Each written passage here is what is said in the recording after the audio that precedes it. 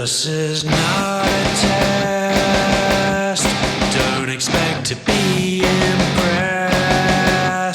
Put on your life vest. Sit down your armrest. It's time to stray from the grind. Don't take my hand, 'cause you'll find no peace of mind. Side quest.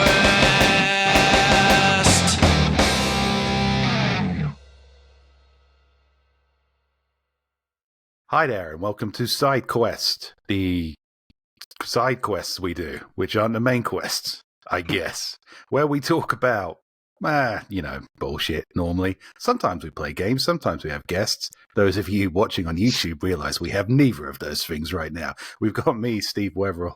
We've got MK Gibson, Gibby. We've got Robert Bevan. Hello. Hello, friends. Hey, how you doing? We just occasionally, we like on the side quest to just give a little check-in into television and movies, see how they're getting on.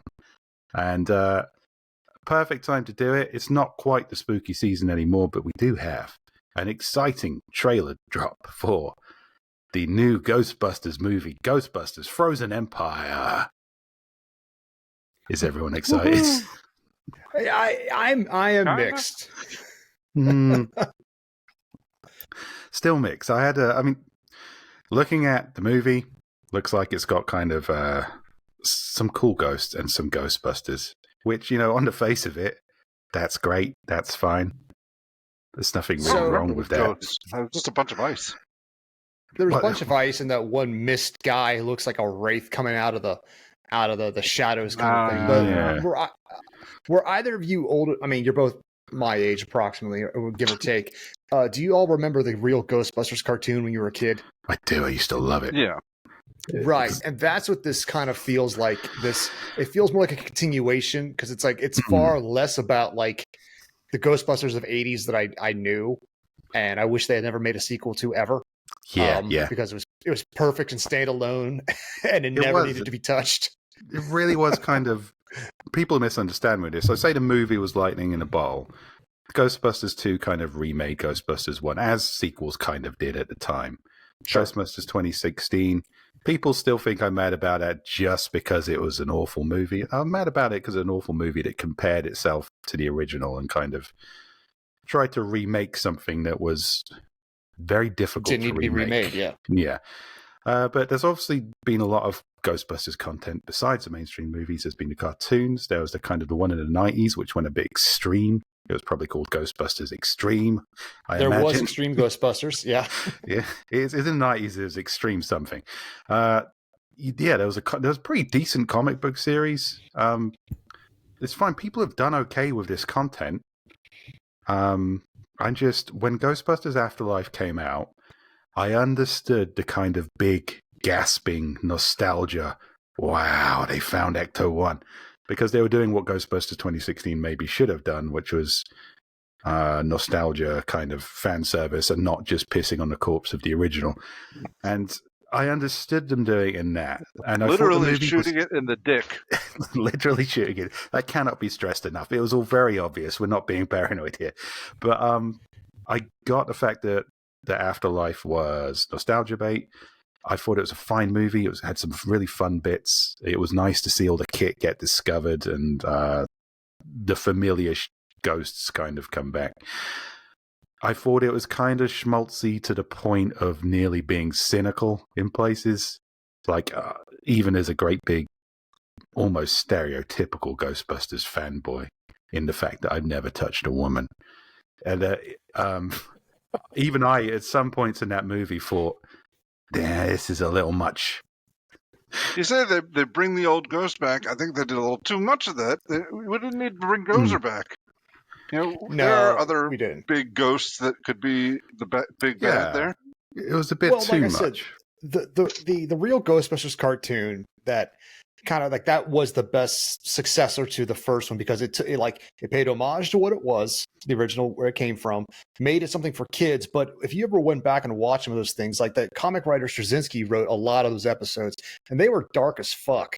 Like there were some real torturous, like Cthulhu type things in these realms. It's like, and it's the real guy, Dan Aykroyd is a big occultist, and they love diving into the real world occults and mythologies and things from around the world that the show that's what made it fun, because yes, they were fighting ghosts in a comical way, but they dealt with this kind of paranormal world, what we call today urban fantasy, that a lot of people built their careers off of, and they were doing this back in the 80s. Got it all to the real Ghostbusters to thank all you urban fantasy writers. Basically, yeah. Know your roots. Know your role, know your lane. But so when I saw, like, obviously, like when they did the second one, it was like it felt very kiddie, like we're gonna sell slime, god damn it. It's very cheap to make it, we're gonna sell it to kids, and it's gonna be mood slime, and it's it's got some funny moments. You got Vigo, look at Bevan. You get your bits, but it's more of a chuckle fuck, because there's some nice Egon bits in there. In that first movie, like they don't have a character arc. No one is changed for the better. Who they start as is exactly who they as they end. They don't get as better people. Venkman is still a womanizing piece of shit. Like Spangler never smiles. And it's not even a comedy. They're comedic actors in a sci-fi movie that is amusing. It's not a comedy, and that's what people forgot. So they started to make all these sequels. You might have a chuckle. Tell me about the comedy. Right. Yeah. It's an amusing sci-fi horror movie. It's not a comedy, and I'll fight somebody on that one. Oh, I don't want to fight you, but I think it's a comedy.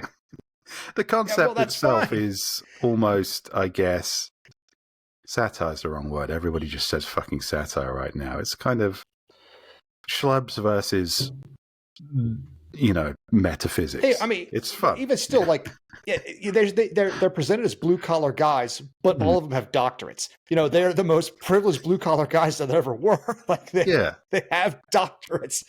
They futzed around in college long enough to become professors. Yeah, but they're still essentially schlubby exterminators smoking cigarettes while they deal with. They are. I mean, that is beyond the knowledge of man. Yeah, it's fun. Exactly.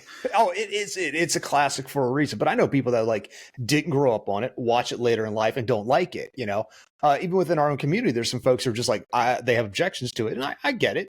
I know people that didn't grow up with the Goonies and they watch it now. They can't stand the Goonies, but I mean, I can't not watch it and not be 11 years old again. There's a lot of shouting children in the Goonies. So I could see how somebody might have been turned off. I think Ghostbusters, is an incredible fucking script. It's just, I think it's incredibly tight, lightning in a bottle movie. If you don't like it, it's fine. I'm going to judge you, but I don't think anyone could just say, we're going to make the next Ghostbusters and do that easily. It's really fucking hard to get that vibe. Well, a lot of people say they're going to make the next whatever, and they try. They try it with Star Wars. They try it with Ghostbusters. They try it with a lot of... Because if it made money once, it'll make money again. So with Ghostbusters 2016, here's the thing. Good or bad, we're still talking about it. Like 7 years later, people are still talking about that fucking movie. It's not always positively, but it always comes up in the conversation. 2016. Not always positively. No. Not all. In fact, rarely. Believe it or not, some people didn't like this. Here's the thing. I didn't hate it. I didn't love it. It's one of those scenarios like, and I'm no expert in comedy, but normally you need a straight person and a wacky person to play off each other, but everybody was the wacky person and there was no quote straight man.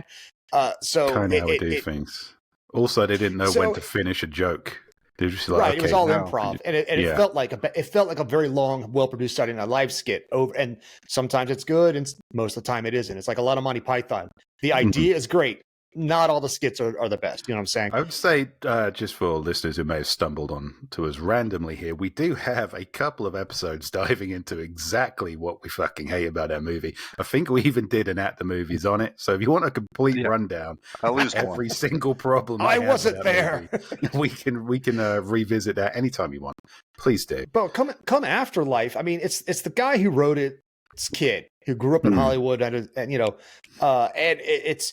There is a reverence to it. Obviously, you like discovering this and rediscovering, like, oh, don't you know? But the problem is, it's kind of like when a movie's like this. I know it's a movie. I know it's fiction. Turn your brain off when they're like, don't you realize what happened 30 years ago? Oh my God, I can bring up the YouTube videos, but that's like forgetting 9/11, let alone like Pearl Harbor or something like that. Do you remember that time that Ghost, like the fucking like Statue of Liberty walked down the street, or the giant Stay Puft Marshmallow walked down the street? Do you remember that time when the building exploded psychokinetic energy? I do think everyone's like, the New Yorker. That was a rumor. Fuck that. The New Yorkers of the Ghostbusters universe are incredibly sort of a don't give a shit breed of people. It's well, yeah, I mean, but like, because if they take 1 and 2 as canon, then like, yeah, it's like, ghosts are literally going around the streets. People are, I mean, so much crazy shit happened when the containment chamber broke. So yeah, but it's like, even like in Ghostbusters 2, which is like 4 years later, everyone's like, yeah, you're full of shit. Yeah. Yeah, you know what? That's fair. I thought it was bad in like the new Star Wars movie, like the Jedi are real. I'm like, well, it was 30 years ago. Like there was a galactic empire 30 years ago. You're all acting like, oh my God, this is all real. This isn't just a myth and a legend. Like, motherfucker, it's 30 years. It must be pointed not. out, Gibby, that the Star Wars universe doesn't have books.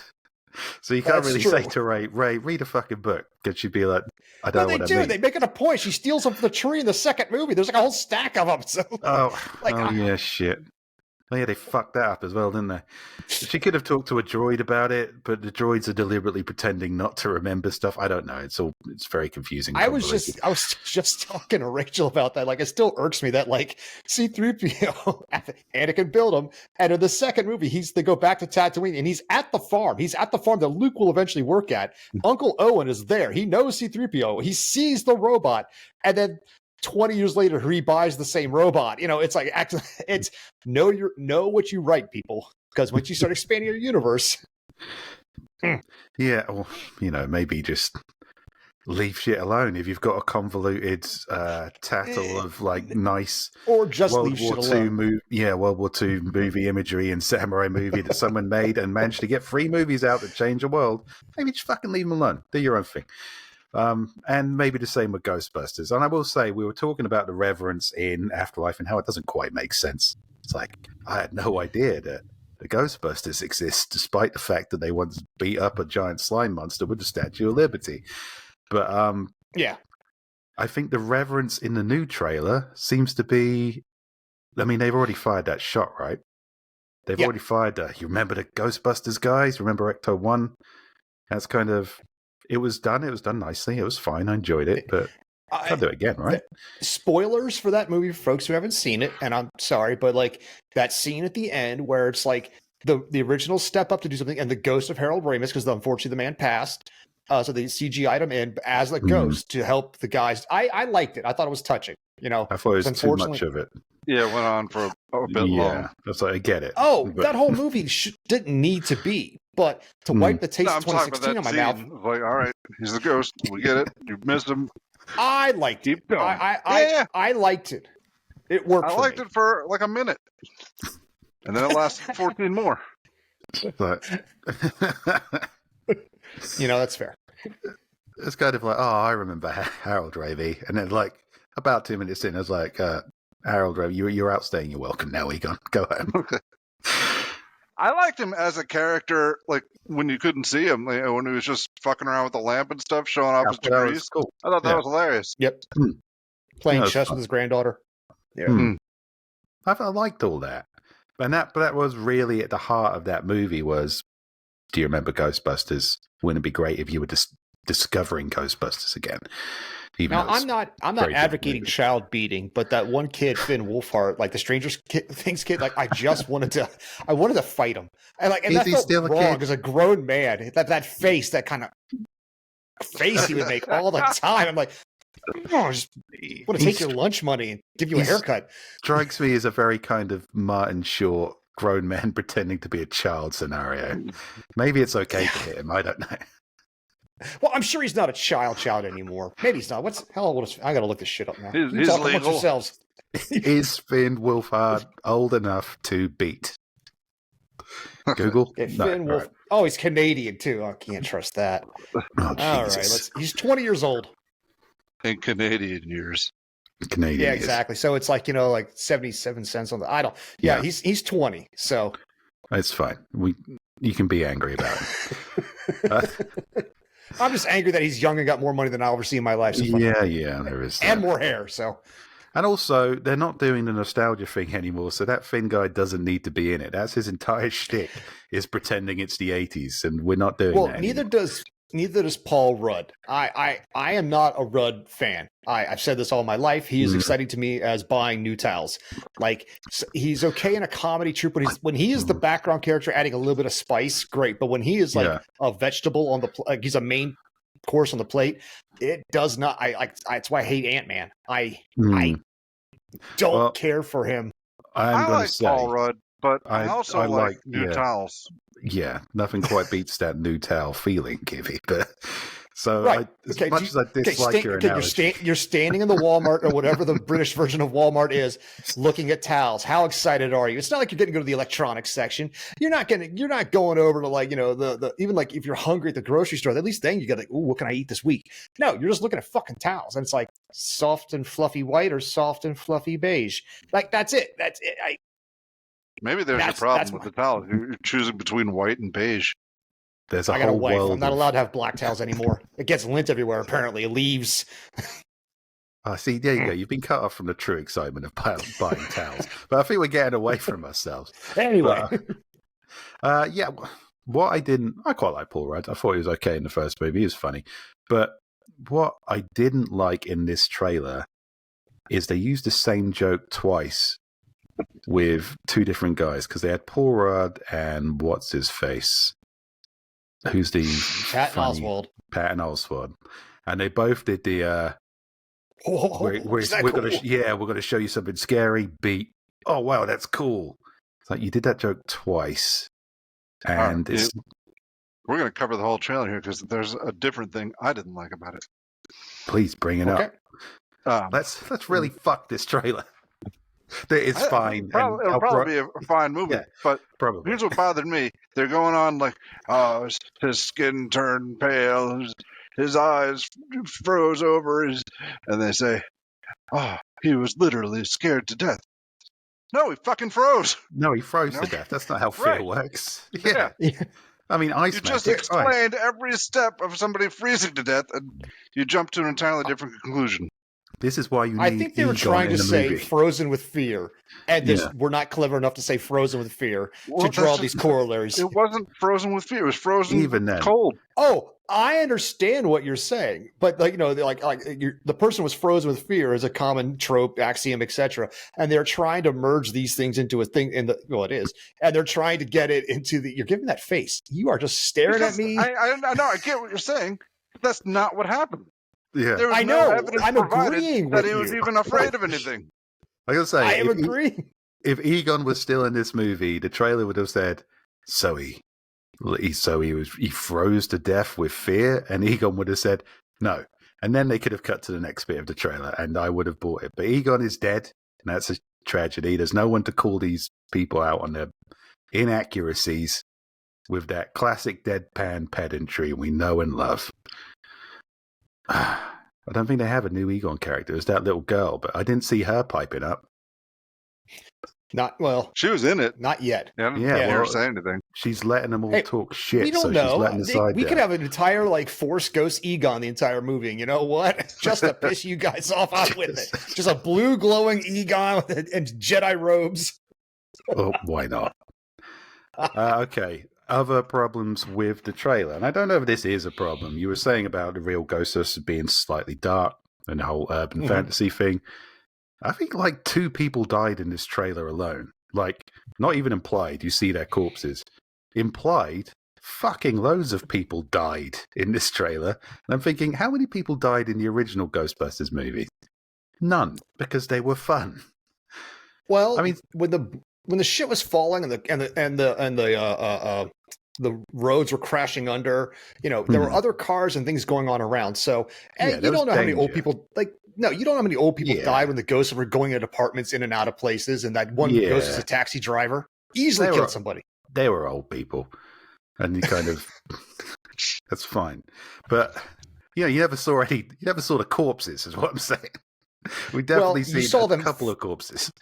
You saw them freeze.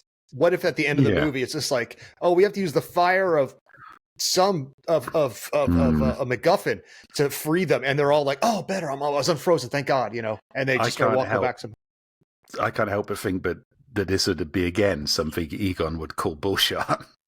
But like that's not how thermodynamics works. They're dead. They've been dead for like 8 days. Yeah. Like they're brain death. They will not come back. So yeah. I guess trailer wise, I didn't like the fact they used a big gaspy nostalgia music. I quite like there's some new Ghostbusters costumes there. That should sell some action figures. I didn't like the fact that Patton Oswalt and Paul Rudd seemed to be the same character, cracking the same joke twice in one trailer. That seemed lazy. Big ice demon. He looked cool. He looked cool, but he's not as fun as a Stay Puft Marshmallow Man, right? Or no, he's not, but he's better looking than Gozer. I'm sorry, Yeah. Well, he's better looking than Gozer, but Gozer itself was fun for the time. Not as good as the Terror Doll. I think it's because it's not really very original, I think. There's nothing about it I thought, well, wow, this is something new and zany. This is like a generic ice demon. Well, if you have to draw parallels, then it's like this is the Vigo to 2, what Gozer 2 was to Gozer 1. If it's fun, it's fun. Here's the thing. I will watch it. And, I'm not against it, and I don't mean to be shitty. Like, I want to care. And unfortunately, it's like a lot of these burnout things, whether it's Star Wars and Star Trek and Marvel and all these things. Like, I've reached that age where it's like, maybe I'm just too old and surly and I'm not the target audience anymore. Maybe I'm not. But it's kind of like, you just get burnt out. It's how much until you start, like, I need something a little new, I've started to wondering who the target audience actually is, except for people who don't really care. And maybe that's fine. Maybe you can just shit out marshmallows and people will eat them. That's fine. I'm going to watch it. I'm sure it will be a fine movie. I don't care. If it didn't happen, I wouldn't care. If they tomorrow said, you know what, we've decided we're not going to release this movie, we're just going to delete it for tax reasons, I wouldn't care. Whatever. Yeah. Yeah. I'm waiting for them to come for Back to the Future. Like, Back to the Future. I'm waiting for, like, Marty McFly's kid to find the DeLorean. Like, did you know that there's a time machine? That we would just reboot that entire thing. Better not to speak it out loud unless the predators jump on it. So. Oh, no, you've brought that into being, I expect. I don't think so. I'm sure it's been passed around. No cow is sacred. I don't know. Of all the things I think should have just been left the fuck alone, most of them have been dug up and fucked pretty hard. But I don't know, maybe they'll leave Back to the Future alone. Or they'll wait for, one of them to die so there's less resistance in them, CGIing them onto some man in a green suit. This is the future. Christopher Lloyd is a Doc Brown AI, Yeah. Oh, yeah, he'll be like oh, God. It's going to happen, isn't it? It is. Yeah, they'll take the theme tune, they'll take the car, they'll cast it with some absolute cunts, and then they'll expect us to swallow this. You know what they'll do? They'll take the Tesla Cybertruck that is like failing and like it came back into the news because it can't do anything, but it still looks like a DeLorean of its time, and make that the new thing. Like, you build a Tesla Cybertruck because they could get one dirt cheap at this point, and like, we turned it into a new time machine. Isn't it cool? And man, we can write this right now. Holy shit, let's just pen this and just send it in and make our money. Jesus Christ. Thing is, if I had fuck you money to buy a stupid car, I'd definitely buy that truck. That is the stupidest of stupid cars. Well, again, speaking of not caring about things very much anymore, is anybody surprised at the fact that the new Captain Marvel movie didn't do very well at the cinema box office? Captain Marvel movie. Well, it's going to be doubly surprising to you then. No. I did not see it, and after seeing the trailer when it was first released, and this is not a hate thing. Like, I didn't hate the first Captain Marvel. I nothing did. I 3-starred it. It was a perfectly adequate superhero movie, the movie to me. It didn't stand out. It didn't suck. It just was. For some people, it meant more. But for me, it was kind of average. When I saw the trailer for the Marvels, it looked like a really high-priced Mighty Morphin Power Rangers because everything looked really fake, but expensive fake. Like they're clearly fighting on a moon and bad guys are running out and looking like the putties. And it's just like, it looked just fake. And I just like, I'll wait for Disney Plus. That's why I pay for it, right? Yeah. Just to get all the shit 60 days later. Pretty much. I kind of thought, again, production value has been down a little bit. It's difficult to compare because the first movie came out between Infinity War and Endgame. It was never not going to do good because the hype for those movies and the build up to them had been fucking astronomical. And I don't like every Marvel movie before that, but as part of a movement, a moment in time of cinema, really fucking hard to top that entire run up to something that would have been thought almost fantastical that it would ever be caught on film.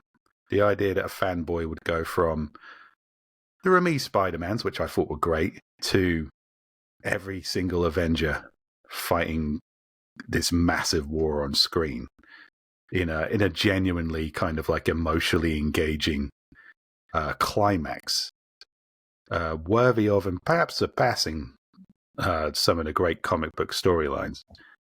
It would have seemed ridiculous. So anything after that is kind of a little bit of a damp squib. There have been some highlights. There's been some okay Spider-Man movies when they got all the kind of multiverse Spider-Mans involved. That was fun.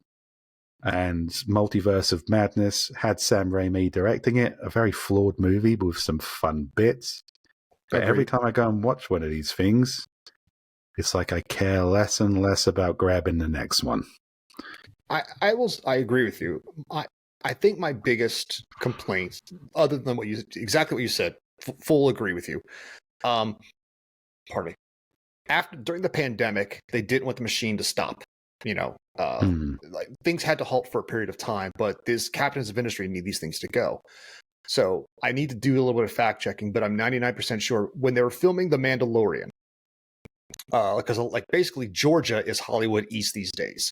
The city of Atlanta, it is Hollywood East because a lot of movies are being filmed there. And in Atlanta, they have this compound, this Disney-owned compound, which is just a mega structure full of green screens.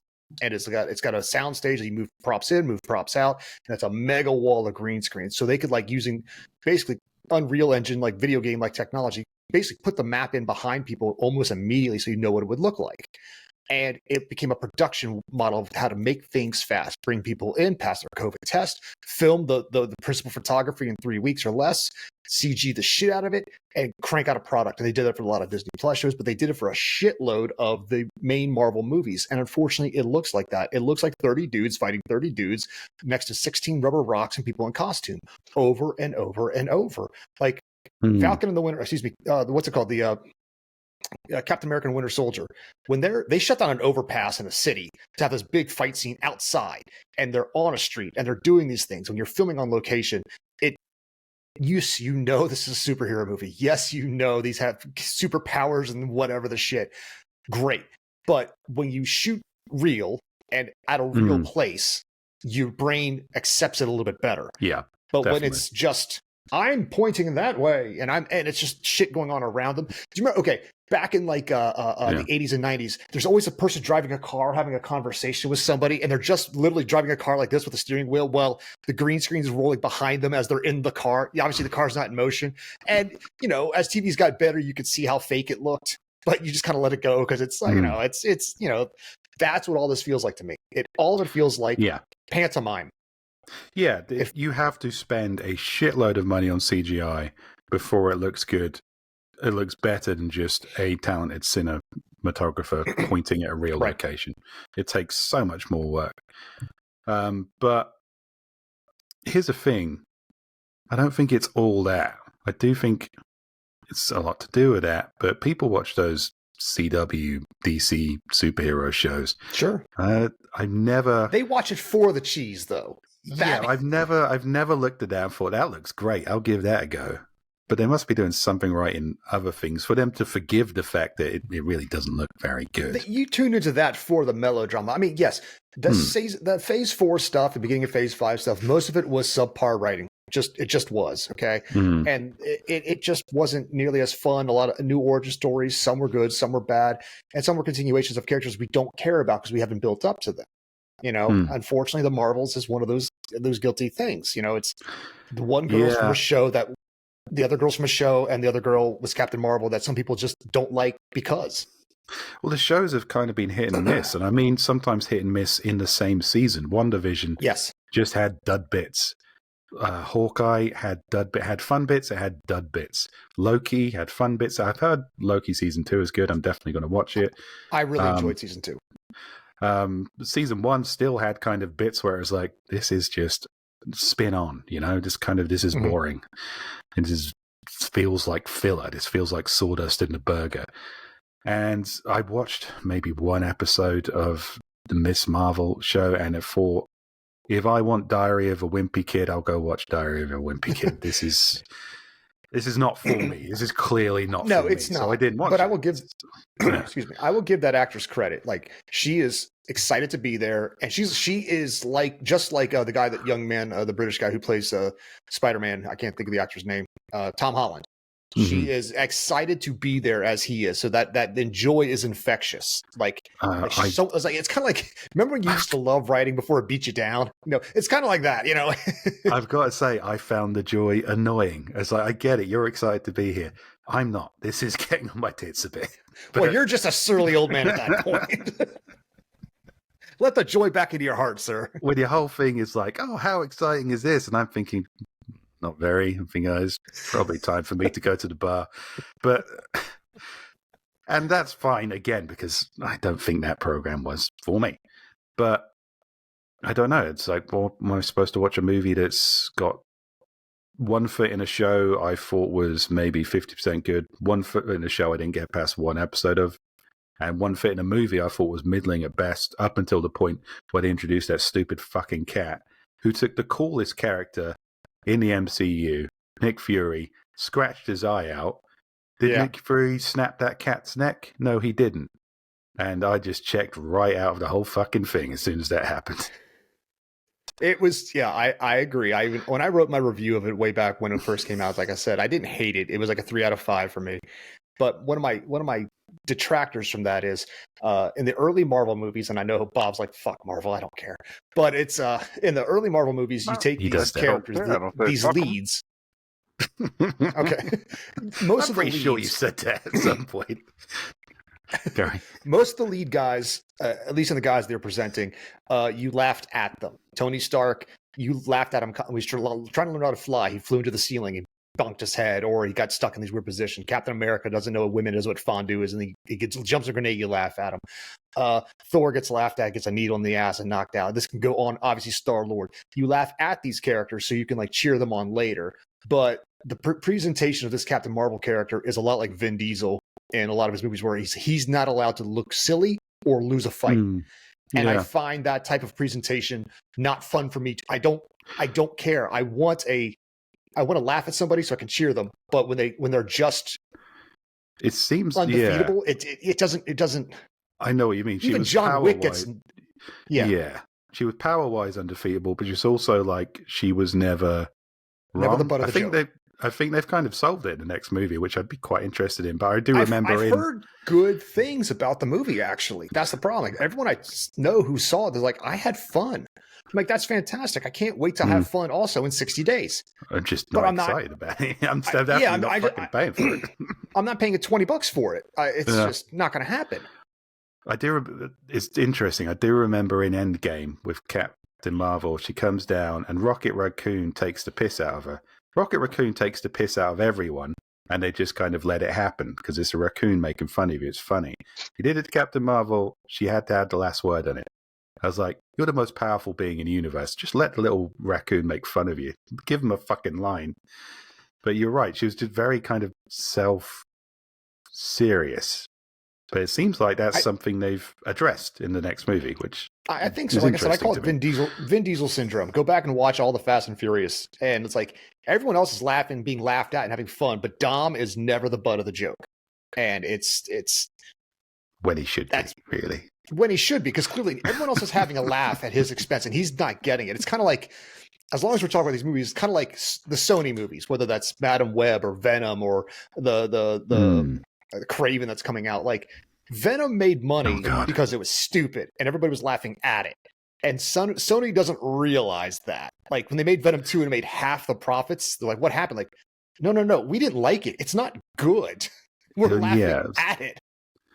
It was funny. It was funny for me to watch this. You know, it kind of surfed that so bad it's good line, which is a difficult thing to do intentionally.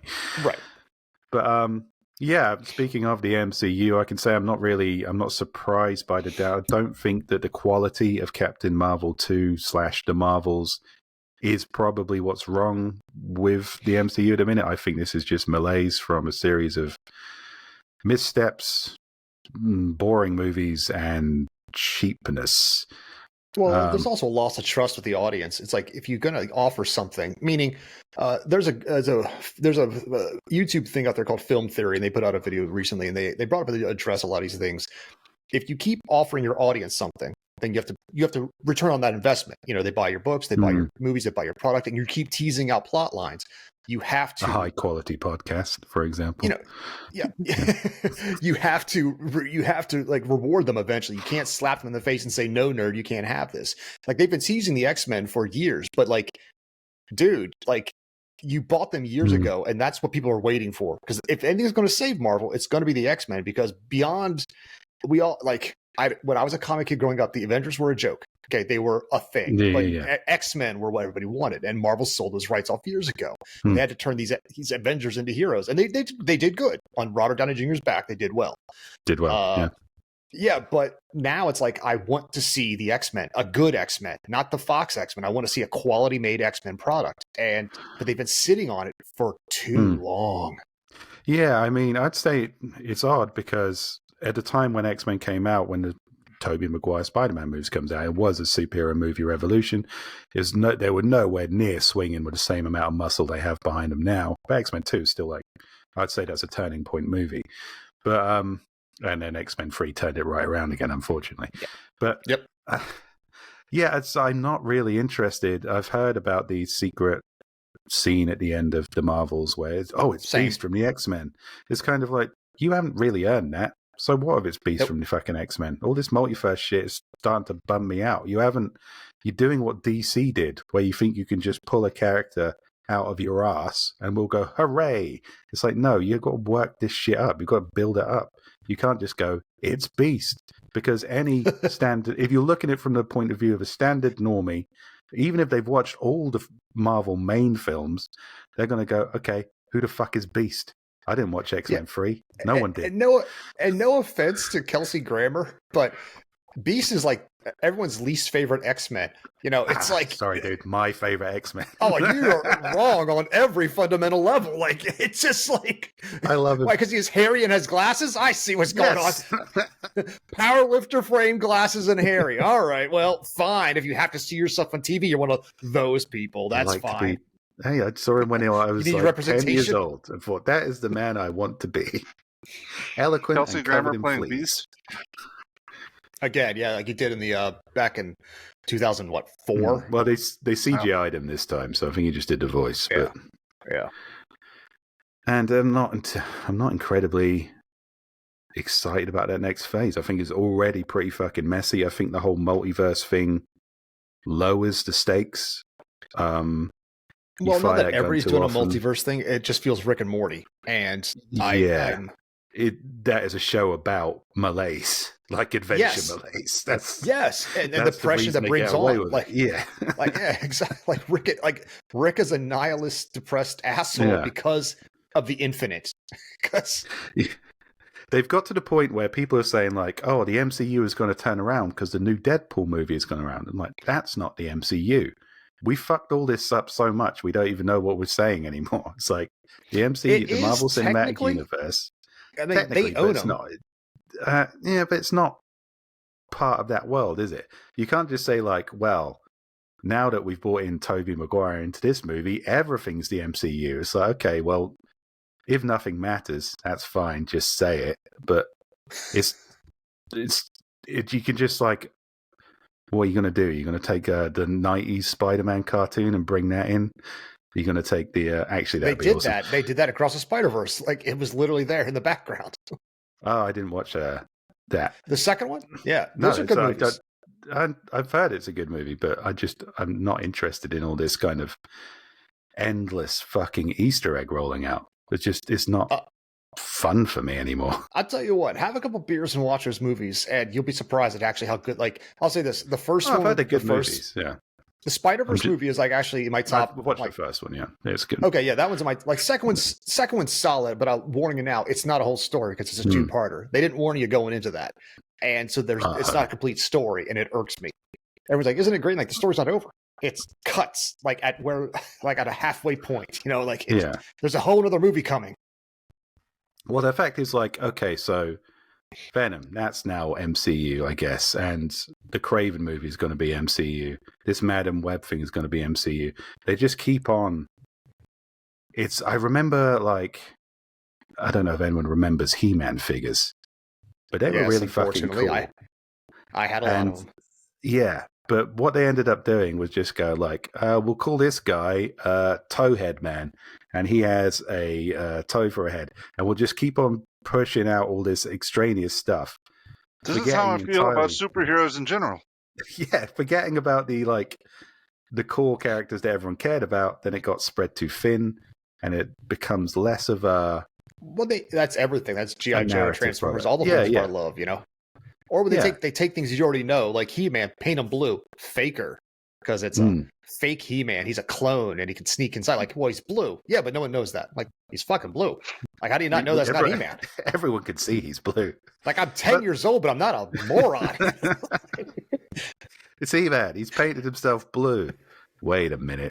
What is he? What is it? You know, like Na'vi cosplay? Was he going to Avatar? This is bullshit. Yeah. No, he's fucking blue. I suppose he's only got a full Orko, who was a fucking idiot. To be fair, that is true.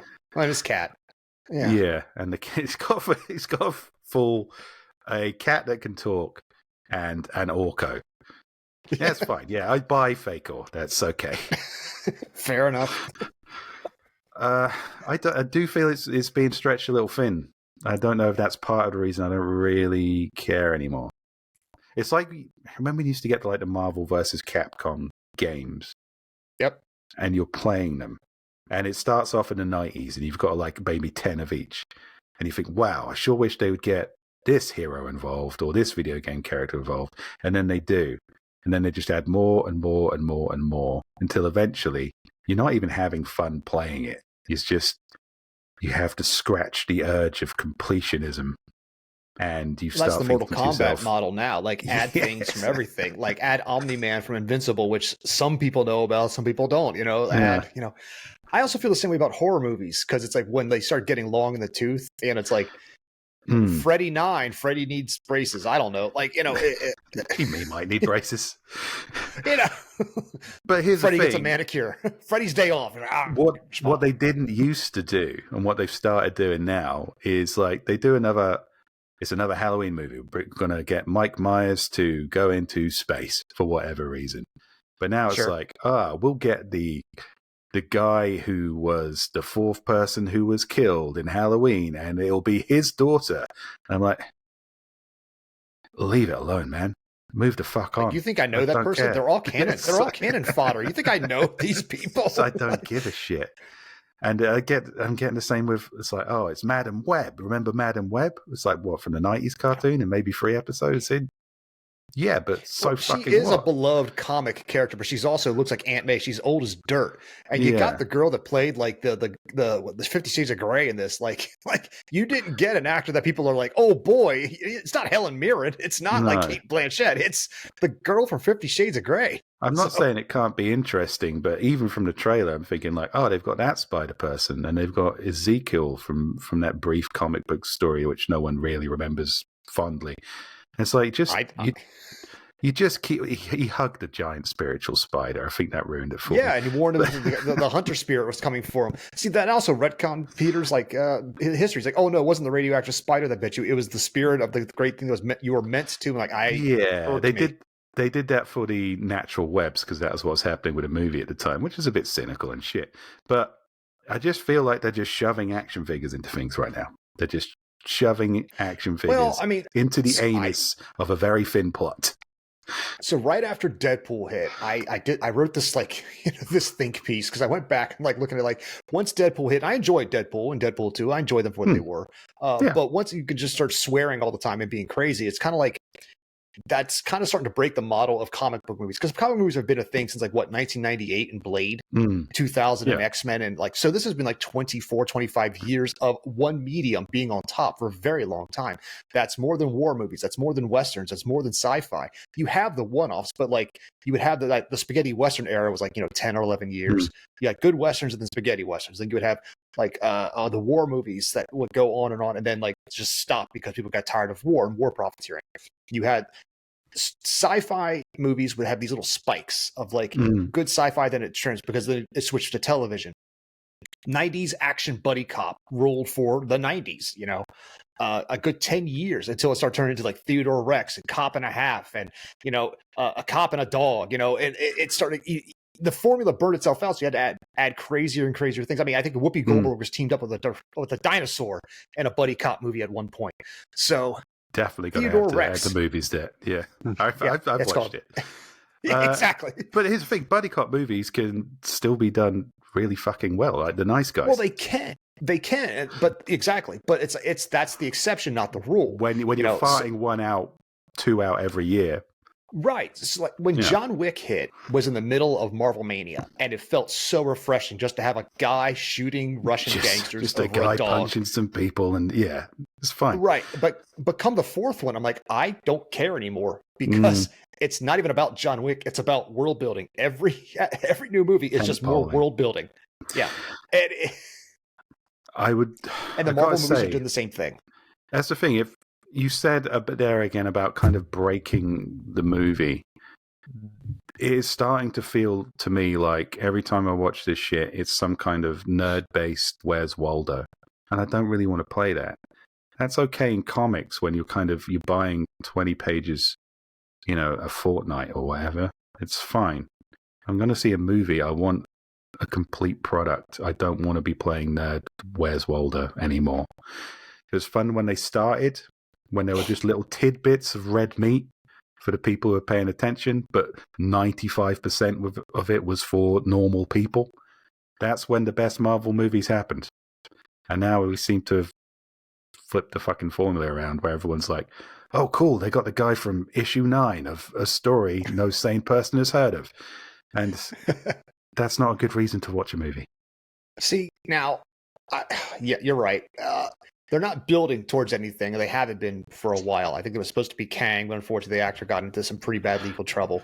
But one of the concepts there, I think they are building towards is, quote, the Secret Wars, but not the original one from the 80s, the other one. So it's like a multiverse versus multiverse war. And on paper, it's a good concept, like the Fox X-Men versus our Avengers versus this, and they all have it's a big fuck all battle royal kind of thing. That could be cool in a book. I don't know how that's going to translate because the sheer volume of homework you're going to have done prior to that movie or that series or whatever's release. For it to have any emotional impact. Yeah. For people already complain right now that MCU is homework, and I watch this stuff, but I don't look forward to it anymore. There are very few things I look forward to anymore, and it's more like it's on while I'm eating my dinner. That's it. Yeah, like it's spread a little thin. The shine's worn off it. It's kind of the momentum of working up to Endgame isn't there anymore. And I don't know. I've got the energy to start another 10-year endeavor, even if they were you don't planned, have probably. To. It's one of the scenarios that we're all writers, and I don't know what you like to read in your spare time, but there was a period of time I was a huge urban fantasy guy. Loved them, consumed a lot of books. Then I just burned myself out. I couldn't deal with another modern day blank dealing with monsters in blank. Despite even writing some of those books, I needed to take a break because I just had to walk away from that genre because it started. You start seeing the repeating patterns to a point. Like how many fantasies? I got to a point I used to read so much fantasy that as soon as I saw some name with too many apostrophes in it, I closed the book because I'm just not going to read the thought or some shit like that. Yeah. Like 2 double consonants and an apostrophe. Like you think that sounds clever, and I'm sure it did, but not on my thousandth book. I'm done. No. I'm closing the book. I'm walking away. It's not your fault. It's not you. It's me. And Call him Dave and be done with it. Right, and these movies are very much the same thing.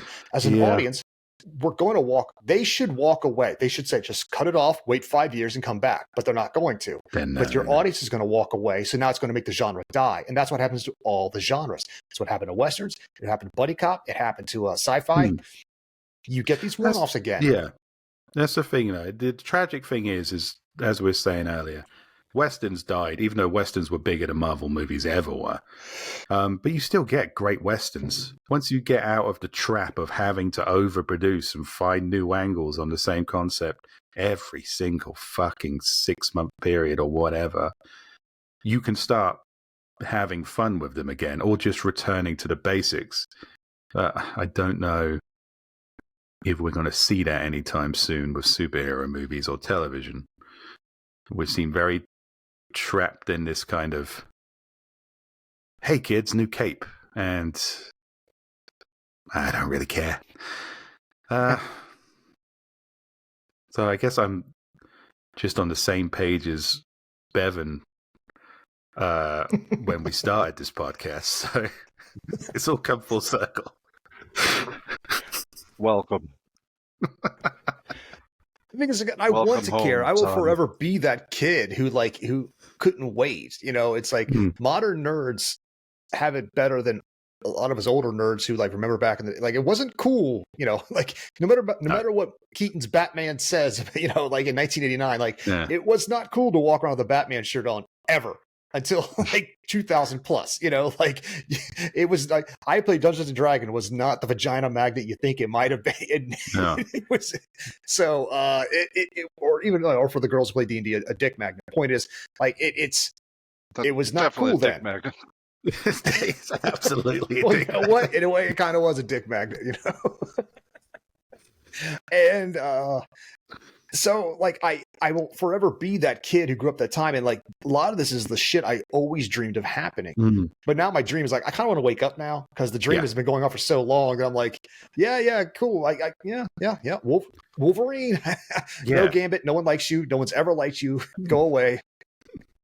It's like saying, I don't know. It's like wishing for man, I wish I had a tap in my bathroom, which gave me chocolate ice cream and beer.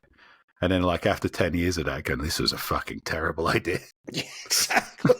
once your kidneys fail and diabetes is taking your foot, you're like, maybe this was a bad choice. It's like I can't even brush my teeth without throwing up anymore. I get winded brushing my hair now, so it's oh. Yeah, and to be honest, going a little bit that way with Star Wars too. I didn't watch Ashoka. I don't think I will. I watched Andor, liked Andor, but I did not like Andor. It felt to me like it was a good series. Didn't really have to be Star Wars. That was my whole thing. It's like a poor man's Blade Runner. Here's the thing, and I don't mean to be shitty to Star Wars. I've said in the past, but I love the idea of Star Wars. I love the idea of mystical and technological. But once you remove the Force, you have a very boring sci-fi universe. Once you remove the Force and Jedi and Sith, you have a boring universe. I think The Mandalorian did a good effort in trying to bring that universe to life. I do think it kind of tapered off pretty quickly. And it worked because of the little Yoda kid who's got the Force, and magic. They did. It was good pace. I liked The Mandalorian. No, because it was run like a Western. At least the first 2 seasons were. It was fine. Yeah, nice little adventures every week. Guys got lasers, little baby's got magic powers. What's not to love? But I will say that a lot of what's been going on with Star Wars, movie-wise and other stuff, has kind of made me nostalgic for the prequel trilogy. And if we're nostalgic for the prequel trilogy, we're in fucking trouble. It's because that was not good. No, it wasn't. That was There's a great thing out there, like it's basically the history of like the first Star Wars, like whatever George wrote and takes all this credit for. And I mean, Grant, I'll give the man his credit. He's made his money, he made his fortune, he made his life. But the movie he wrote and the movie he shot was saved because his ex-wife was his editor, and she turned it into Star Wars before it was A New Hope. Like, what's her name? Marsha Lucas, I think her name was. Like, they eventually divorced because of his work ethic, but she edited it down because there are pages of dialogue Obi-Wan and Vader having this back and forth that was really stilted and bad because, you know, George is not a great dialogue writer. He doesn't like people, by his own admission. He likes technology. Yeah. And for anybody who wondered why Biggs only comes in right at the end of the third act, he was there at the beginning. There's a whole scene with him explaining why the Empire is bad. Turns out, we watched them blow a planet up, and that's fine. We understand that the Empire is not good. Didn't really need some guy with a mustache explaining space politics to us. So. And George likes his space politics. That was exactly trilogy stuff. Exactly. You know, and so now the other thing is like when you look back at your whole work, obviously the kiss between Luke and Leia before you ever wrote they were siblings. Yeah. Before the Lannister lust of Game of Thrones made it cool, you had this going Incest on. Incest is cool now. according to the Pornhub algorithm, everybody loves it. But you had this situation in many ways. But when you look at it, like, you want Darth Vader to have a redemption act. Okay, you want him to be at the end and like save his son, and he gets to show up as a blue ghost. Remember that time he murdered children? Remember that time he blew up a planet? Remember that time he tortured his daughter, but he saved his son once and he got into Jedi heaven? That's all it takes, man. Yeah. Like, cool. One good act at the end. Those children were annoying, and they weren't very good Jedis at all. They weren't. No. If they were, they would have survived. Exactly. I just want one kid like, oh, not today, motherfucker, and just like start fucking him up. You know? Just one kid's like, all right, gets a scar down his face, and now he's like, he's a horrible bounty hunter like that. That'd be great. Yeah, an actual worthy Jedi, but instead of a dead kid. But yeah, I guess. I mean the prequels. The prequels had some fun parts, except for the episode 1, which was just fucking so bad. No, it had one of the Duel of the Fates. It had a great moment between the three-way fight with what's his nuts? Darth Maul. Red Face Horns. Thank you. It's fucking great. Yes. And I got to give it credit. Everyone says, well, Star Wars was saved in the editing. Most movies are. And also there's the aesthetic of what George Lucas was trying to do, the charisma of the cast, the eternally fantastic sound effects, and also soundtrack. There's a lot that made Star Wars great. The writing probably wasn't most of it. I think if you get James Earl Jones to deliver a line, you could just fart on a keyboard and it's going to sound great. But I don't know. I guess fart on a keyboard. Yeah, you could do it. But I don't know. There's a reason we still talk about those movies with fondness. And I don't know if people are saying it's fine, it's good TV. I don't know if anyone's going to really remember Ahsoka fondly. It's not. See, I watched Ahsoka, and it was fine. There were parts that were really good, and some parts that were painfully slow. And if you did not watch the animated show Rebels, most of it's going to go over your head. Most of these characters, they present them in a way as if you should already know who they are. But these were all characters from Rebels and Clone Wars. So if you don't know that mythology that Dave Filoni did, then these live action characters, and this is one of the few times I look at Rosario Dawson, I'm like, man, you are not nailing this. You are just kind of like going through emotion. Like you're bored, or you're trying to be aloof, but it comes off as just. It didn't work. No, a lot of the other characters were cool, and some of the fight scenes were cool. And I like, again, the aesthetic of the world is always cool. I like how the Star Wars world looks. Old technology, click clack buttons, and starships.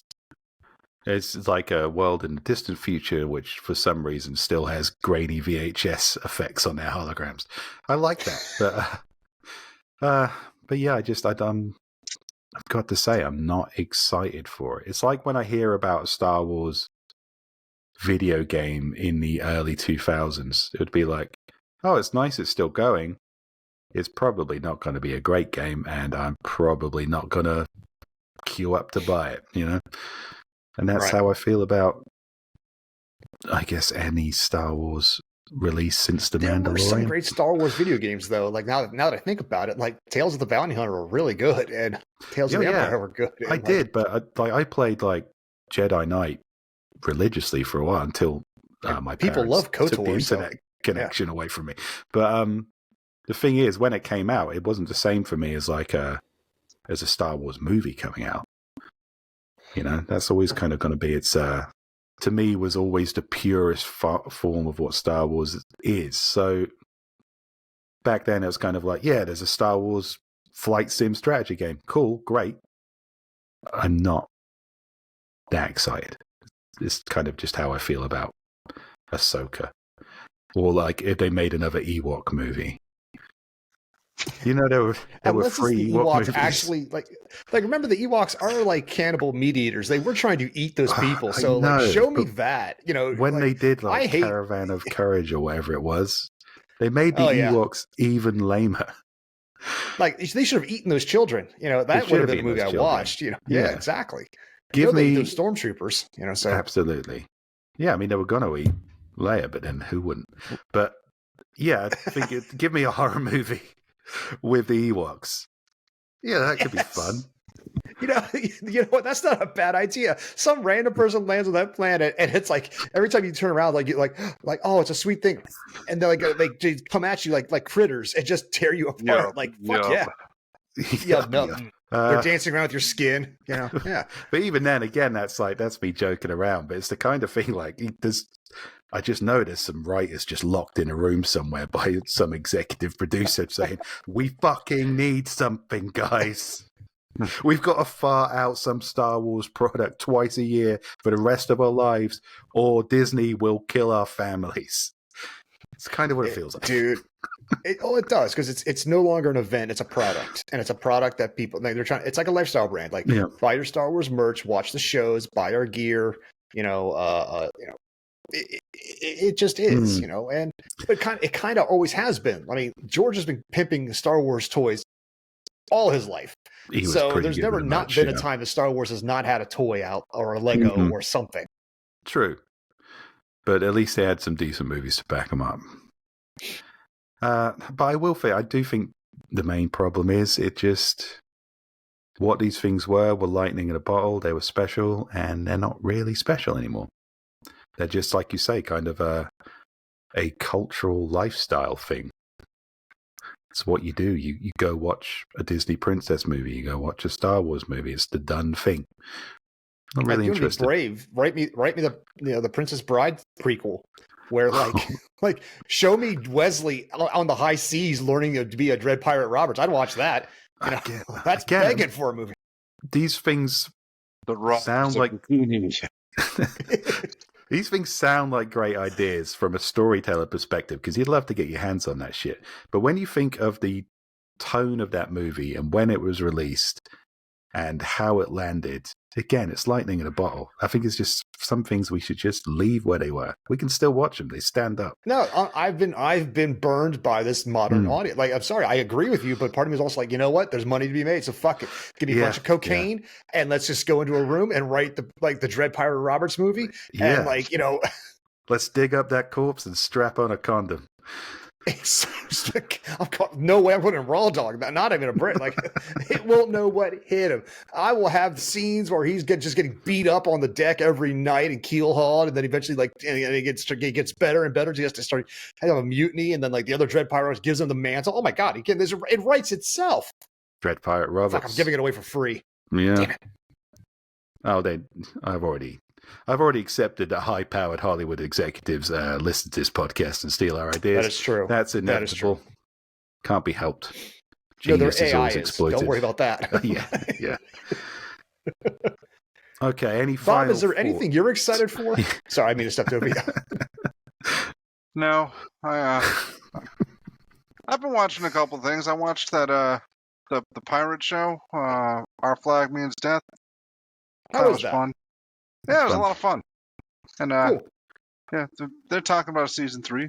I'd like that to happen. Of course, I mean it's going to have to veer even farther from the true story, but Those men did not Nobody have long cares. careers. Okay. Nobody cares about Uh, it. Braveheart wasn't real. No one No. cares. But well, I've been watching Upload on Amazon. It's a cute little sci-fi I comedy. liked season 1, and I Hmm. watched season 2, but I started watching 3. I watched the first episode and I stopped, and I came to this realization: I only liked it when it was a story inside the afterlife, and when it's taking on the evil corporation. I don't care anymore because everything's after the evil corporation now. That I'm starting to root for the evil corporations because that Yeah. storyline's been beaten to death. I'm starting to cheer for the big corporation that's because the one where the kid dies and he gets his consciousness Yeah. uploaded. Yeah. Yeah, I saw Yeah. like 3 episodes of that and I got don't know. bored. It's cute. It's not like it was cute. It was as sweet. a comedy. It's cute. It's got a nice cast, but I quite like it because I think it's pretty decent sci-fi exploration. Dude, I want that phone. Are you kidding me? Yeah. I want that thing. There's just so much fucking detail in the world building there. It's like a really well realized sci-fi future scenario. They throw like a few odd things in there because it's funny, but I don't know. I like it. It's a nice vibe. It's cute. It's funny. I can That ginger watch it. kid who's like all the extras in the background, he's doing the yeoman's work there. So good on him. Yeah, they're a nice cast. It's fun. Trying to think if there's anything else I'm watching that I'd recommend. Just started watching season 2 Invincible. More Invincible. Yep. I'm New watching season. Succession right now. How is I- that? Everyone swears Pretty it's like good. the best thing ever. Okay. Not the Pretty best good. thing ever. I'm It's the enjoying best. it. Well, it's pretty good. Well, Well, it's like one of those it's like few things. It's like when some people who like love Breaking Bad, and I do. I've got my thoughts on Breaking Bad, but I love it. But people are saying, "Oh, this is like it's that same kind of dark, meaty. You get into it and you feel sinister, and like Succession is No, great." you know, So I'm like, you know what? I don't know if people are saying this, but it's the dark Arrested Development. "Oh, well, really? you- Okay, you've sold it to me. yeah, exactly." Well done, sir. Okay, cool. Well, I'll watch that. That'll be the thing I watch. I say everything I'm watching right now is just kind of reliable shit that I'm not overly excited about. New Rick and Morty, yeah, it's just Rick and Morty. It's something you can just know what to expect. I It'll haven't make seen you it yet. laugh. Yeah, See, it'll I make you laugh. watched. I mean, the third season of Reservation Dogs was on Hulu, and I truly love that show. I Yeah, I think tried it's- a few episodes of that as well. Couldn't get into it. couldn't get into it. I love it. It really works for me. That's a beautiful one. I love. And I Right. watched that show on Max, Scavenger Rain, the animated show. Never heard of that. Basically, people stranded on an alien planet trying to survive, and it looks like a Studio Ghibli type of anime, but it's patient. It takes its time. The world is weird. It's got a lot of good reviews. I enjoyed it, but I'm not gaga like everybody else is. It was good, but I'm not like. Similar. It's only got 9 episodes, but Smiling Friends. I just saw that. That was a lot What's of fun. that? Smiling Friends. I would recommend Pluto on Netflix. Even though I've only watched a couple of it, it's kind of like a revisit of a '90s retro style anime. It's good. It's good writing. It's good direction. It's fun. I'm trying to recommend things because I realized that all we've really done for about an hour now is just Talk shit shit. on shit Yeah, on exactly. Yeah, I I would just want actually- people to know that I actually watch things. television. Did you ever watch Yellow Jackets, Bob? I pitched you to this at the con. No. Did you ever get around to watching that? And I forgot about that.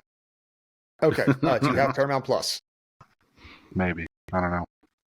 I Who highly knows what recommend. streaming service they've got anymore? It's a phenomenal show. It's like this girls soccer team that crashed in the woods in the mountains in the 90s, and things got real dark. So it shows them then and them like 25 years later. So you have adult actresses and the kid actresses playing the various timelines, and you see them how their lives turned out because they eventually got rescued. Are but they then you see still in the dark- woods? No, well, it's Yeah. a flash back and forward show. So some didn't know, make but- it out, some did. Oh. I mean, like they're like It's still in the yeah, woods. swinging from trees. And 10 of Well, each we're are singing, talking, 2 of them are like, really fat. Was there something like there's hinting at? Is there something supernatural? Did they go cannibal? Did they go Lord of the Flies? You know, because the survivors the few survivors that there are very close-lipped about it, and they pretend not to know each other, but they all still talk to each other, and they're trying we can't talk about it. So their lives are all fucked up. But and you see the fallout of these things and you flash back to when they actually crashed and what they had to do to survive. So it's a really well done show. And anytime you get to see Christina Ricci play as a psychopath, always great. So Good time. Yeah, check Yellow that one out. Jackets, high recommend. Like there's 2 seasons right now, and it's they're both really good. Well, I would recommend for the audience, given that we are facing a malaise in popular entertainment, just keep on tuning in to them podcasts, specifically this one. Well, we'll join you next week with an episode of Quest for Competence. Until then. I feel like there should be a fanfare there or something, or a trumpet or something. Maybe I'll put... I could edit one in, but I'm very lazy. So, listeners, I invite you to use your imagination and insert your own trumpet noise in that awkward silence. Yeah, next week, episode Quest for Competence. After that, more side quests. And we'll keep on doing that. So enjoy it. Fuck television. Podcast forever. Goodbye. Bye, friends.